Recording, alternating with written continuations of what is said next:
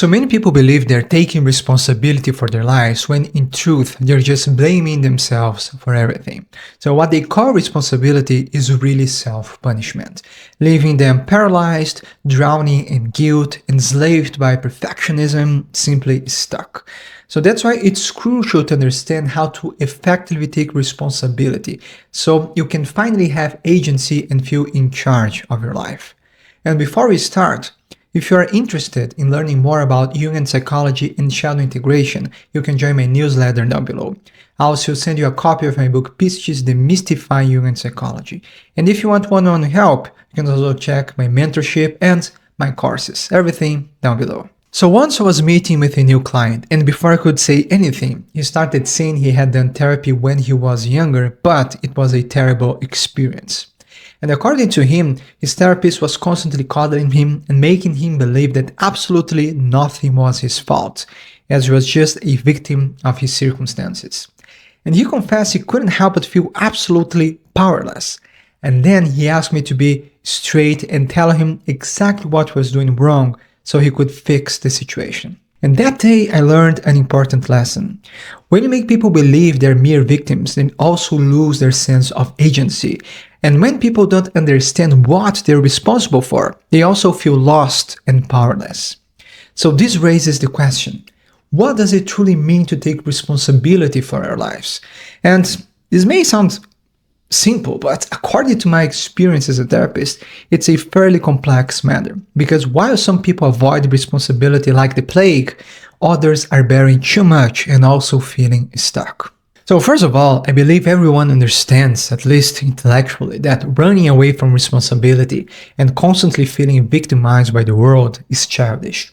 And Carl Jung explains that we fall prey to neurosis precisely because we avoid the truth and being with reality. So in other words, if we never confront our fears and truly grow up, we are bound to remain neurotic. And that's often the case with the poor and proletarians, who constantly seek comfort and the easy way out, frequently resorting to daydream. So if that's your case, you have some work to do, and I break it down into simple and actionable steps in my Conquer the Proletarian series. That link for you over here and also down below. But in contrast, many people who strongly desire to take responsibility for their lives fall into another mistake. They conflate taking responsibility with self-blame. In other words, they're taking too much responsibility for everyone and everything all the time. So they feel overwhelmed by this crushing weight and paralyzed by the fear of making the slightest mistake, as they believe everything is their fault all the time. So these people usually suffered from parentification, meaning they bore a lot of responsibilities a kid shouldn't have. So in practice, these people usually felt overly responsible for the well-being of their parents and families. And of course, it's completely normal to care for your parents, but depending on how intense this was, the roles can be reversed and you start feeling like a parent to your own parents. If that's your case, you become attuned to the emotional needs of the parents and the whole family and forget about your own. And if you have siblings, you usually adopt the role of a second parent. So parentified children usually have a central role in the family, such as managing conflicts, acting as everyone's therapist, and making decisions they shouldn't have to make in the first place. But the problem is that they usually act from a place of guilt and are hyper-vigilant of everything that can potentially go wrong. And a perfect example of all of these dynamics is Michael Bluth from the TV show Arrested Development. So to make things simple, parentified children internalize that their sense of self-worth is correlated to being the caretaker and everybody's savior. And this is especially aggravated if they experienced overly critical parents and felt ashamed of who they are, because it also enhances the pursuit for validation and perfectionism. So, in summary, this creates a need for control, the fear of making minor mistakes, and an overwhelming and paralyzing sense of responsibility for things they shouldn't have. And if they're less than perfect, self-blame and self-criticism become their mantra. So, what can we do? Well, this might sound counterintuitive, but you need to take less responsibility. Let go of control and be more gentle with yourself. And I know this is easier said than done.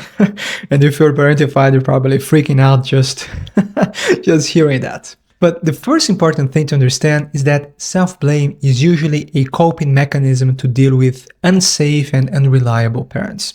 So we turn the anger and frustration inward to maintain the bond intact because our very survival depended on them.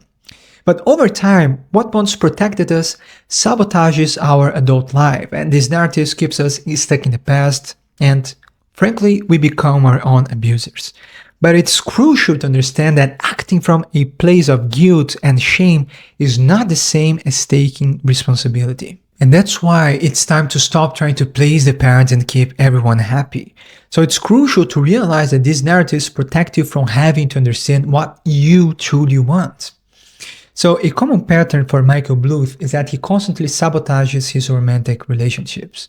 And when things are about to get serious, he frequently uses his family and son as an excuse to avoid being with someone new. And at one point, his sister Lindsay even says like, "You hate happiness, Michael." And she goes on and says how he enjoys being in control and playing the martyr so he can be perceived as a hero. But what few people know is that this is a secret facet of codependency. So instead of trying to save others, you really must save yourself, by understanding your own needs, what makes you happy, and uncovering your sense of purpose. So it's important to investigate your own shadow and give life to repressed talents and abilities. Develop your craft and be in service of something greater than you. And of course, it's also important to allow yourself to feel everything you couldn't as a kid. The anger, the frustration, and even despair. Now, don't judge yourself for having these emotions. Otherwise, they will be forever stuck inside of you and also fuel the inner critic. And lastly, responsibility involves understanding that others are also responsible for how they choose to act. And stop blaming yourself for it. This is not about you. So instead, shift your focus to what's in your control and cultivate agency by deciding who you want to become.